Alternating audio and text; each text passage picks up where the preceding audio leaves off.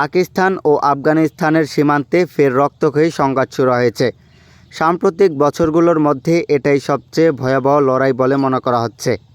উভয় পক্ষেই সীমান্তবর্তী সেনা চৌকি দখল ও ধ্বংসের দাবি করেছে, পাশাপাশি সেনা হত্যার অভিযোগও তুলেছে একে অপরের বিরুদ্ধে।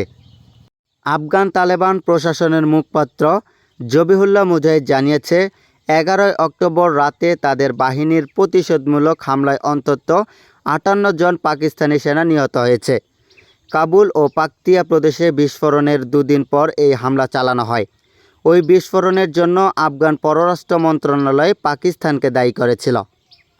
পাকিস্তান সেনাবাহিনী স্বীকার করেছে তাদের 23 জন সদস্য নিহত হয়েছে, তবে পাল্টা অভিযানে তারা 200 তালেবান ও সংশ্লিষ্ট সন্ত্রাসীকে হত্যা করেছে বলে দাবি করেছে ইসলামাবাদ। পাকিস্তানের স্বরাষ্ট্র মন্ত্রণালয় আফগান বাহিনীর হামলাকে বিনা উস্কানি গুলি হিসেবে অভিহিত করেছে। পুরনো বন্ধুত্বের ফাটল।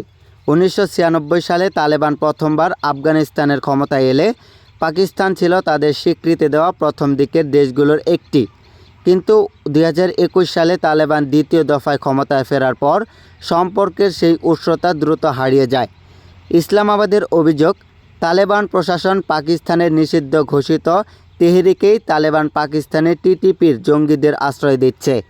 তালেবান এই অভিযোগ অস্বীকার করে আসছে।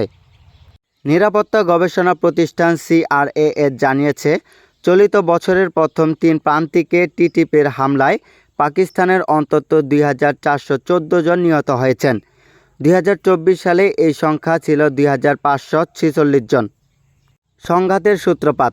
গত বৃহস্পতিবার 9 অক্টোবর রাতে আফগানিস্তানের রাজধানী কাবুল ও সীমান্তবর্তী পাকতিয়া প্রদেশে পরপর বিস্ফোরণে কেঁপে ওঠে। তালেবান সরকার দাবি করে এসব হামলার পেছনে পাকিস্তানের হাত রয়েছে। রয়টার্সকে এক পাকিস্তানি নিরাপত্তা কর্মকর্তা জানিয়েছে, ওই হামলার লক্ষ্য ছিল টিটিপির নেতা নূর আলী মেহসুদ। যদিও তিনি নিহত হয়েছেন কিনা তা স্বাধীনভাবে নিশ্চিত করা যায়নি। ইমরান খান ক্ষমতা থাকা অবস্থায় টিটিপির সঙ্গে যুদ্ধবিরতি চুক্তি হয়েছিল তালেবানের সঙ্গে, কিন্তু ইমরান খান পতনের পর সেই চুক্তি ভেঙে যায়। এরপর থেকেই পাকিস্তান সীমান্তের ওপর সন্ত্রাসী ঘাঁটিতে হামলা বাড়ায়, যার প্রক্রিয়া এখন আফগানিস্তানেরও পাল্টা আঘাত হানছে।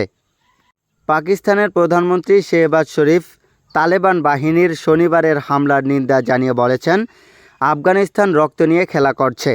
স্বরাষ্ট্রমন্ত্রী মহসিন নাকভি বলেন, তালেবান বেসামরিক নাগরিকদের লক্ষ্যবস্তু বানিয়েছে, যা আন্তর্জাতিক আইনের লঙ্ঘন। অন্যদিকে আফগান প্রতিরক্ষা মন্ত্রণালয়ের মুখপাত্র এনায়েতুল্লাহ খাওয়ারিজমি এক্সে লিখেছেন, আফগান ভূখণ্ডে পাকিস্তানের বিমান হামলার পাল্টা জবাব দেওয়া হয়েছে। ভবিষ্যতে এমন কিছু ঘটলে আরও কঠোর প্রতিক্রিয়া জানানো হবে। দক্ষিণ এশিয়ার এই নতুন সংঘাত নিয়ে উদ্বেগ প্রকাশ করেছেন প্রতিবেশী দেশগুলো। ইরান, কাতার ও সৌদি আরব উভয় পক্ষকে সংযম ও সংলাপের আহ্বান জানিয়েছে। কাতারের পররাষ্ট্রমন্ত্রী বলেছেন, কূটনৈতিক সমাধান ছাড়া এই অঞ্চলে স্থিতিশীল ফিরবে না। তালেবান সরকারের পররাষ্ট্রমন্ত্রী আমির খান মুত্তাকি বর্তমানে ভারত সফরে আছেন, তবে নয়াদিল্লি এখনও এ বিষয়ে কোনো মন্তব্য করেননি। পরিস্থিতি কতদূর গড়াবে এ প্রশ্ন উঠলে পাকিস্তানের সাবেক রাষ্ট্রদূত ও আফগান বিশেষজ্ঞ আসিফ দুররানি মনে করেন, সংঘাতটি বড় আকার ধারণ করার আশঙ্কা আপাতত কম। তার মতে, সমস্যার মূলে রয়েছে টিটিপির ইস্যু। আফগান প্রশাসন যতদিন তাদের পরিস্থিতি অস্বীকার করবে, ততদিন সীমান্তে অস্থিরতা চলবে। প্রিয় দর্শক, দেশ এবং বিদেশের সকল খবর সবার আগে পেতে আমাদের চ্যানেলটি সাবস্ক্রাইব করুন। Moniruzzaman, TVD news 24।